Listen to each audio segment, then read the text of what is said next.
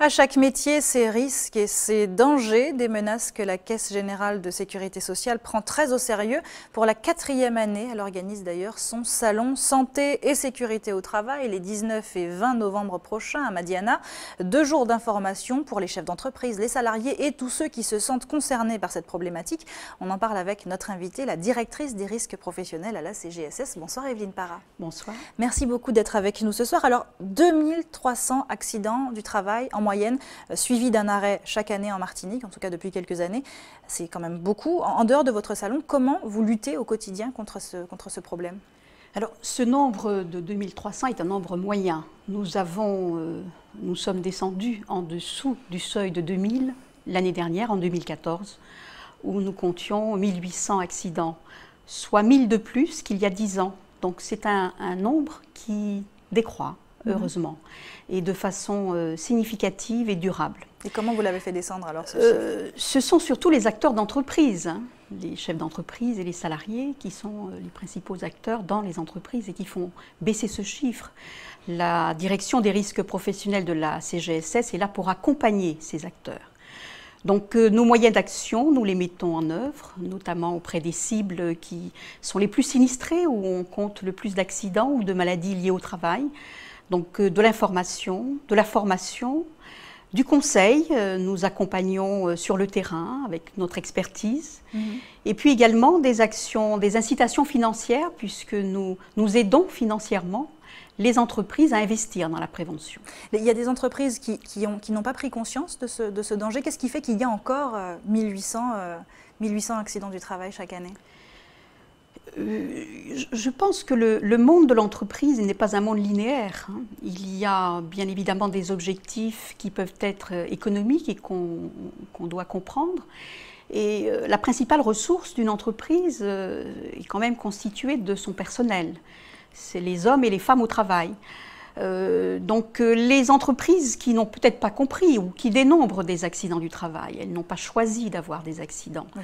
Elles n'ont peut-être pas mis en place l'organisation appropriée et toutes les démarches d'évaluation des risques liés à leur métier. Donc nous sommes là aussi pour les sensibiliser, les informer. Le salon notamment est là pour ça, même si pendant toute l'année nous déployons des actions d'information. Nous ne sommes pas les seuls acteurs chargés de prévention. Il y a aussi d'autres acteurs. Qui seront d'ailleurs présents autour de vous. Qui seront à nos côtés. Il y aura une trentaine d'exposants. Donc ce sont les acteurs institutionnels comme la médecine du travail, la direction du travail. Il y a également de nombreux organismes de formation qui nous permettent de démultiplier justement ces actions de sensibilisation et de formation. Il y a tout un réseau de personnes ressources que nous avons créé. Et puis, il y a des associations qui viendront aussi parler de santé, promotion de la santé en milieu de travail. Alors justement, vous parlez de santé, effectivement, votre salon s'intitule Santé et sécurité au travail. Si l'on prend l'exemple des nombreuses personnes qui travaillent sur ordinateur, qui sont installées dans des sièges inconfortables, c'est un risque qui peut conduire à des problèmes de dos, notamment des troubles musculo-squelettiques, quels qu'ils soient, des arrêts de travail, des séances de kiné, évidemment. Est-ce que ça aussi, ça fait partie de vos préoccupations? Est-ce que pour ça aussi, vous avez mis des choses en place? Tout à fait. Nous avons évoqué les accidents du travail tout à l'heure, mais il y a aussi toutes les maladies professionnelles, les maladies liées au travail d'une façon générale.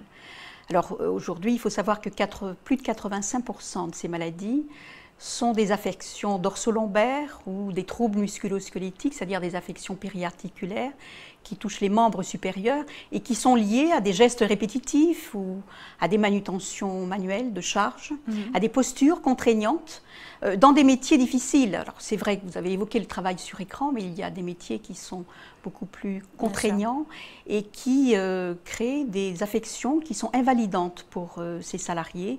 Et on a du mal après à les reclasser et à les réinsérer professionnellement. Nous avons également d'autres pathologies qui sont liées à l'exposition à des produits chimiques dangereux, qui sont des cancers, des cancers professionnels qui sont liées dans certains métiers et qui sont des maladies à effet différé. Et tout cela, il en sera question donc sur ce salon. Nous parlerons des accidents, mais aussi des maladies professionnelles. Nous parlerons du management de la santé et sécurité au travail. Nous parlerons des risques émergents dans notre région, qui sont notamment l'exposition aux incivilités, aux agressions en milieu de travail. C'est un risque qui est de plus en plus fréquent dans certains métiers aujourd'hui, dans notre région. Nous parlerons de tout cela, oui. Donc un salon incontournable. Merci beaucoup, Evelyne Parra, d'avoir été avec nous ce soir. Je rappelle donc le salon gratuit de la santé et de la sécurité au travail de 9h à 17h au Palais des Congrès le 19 et le 20 novembre prochain. C'est bien cela? C'est bien cela. Il y aura des conférences pendant les 2 journées. Merci beaucoup. Merci.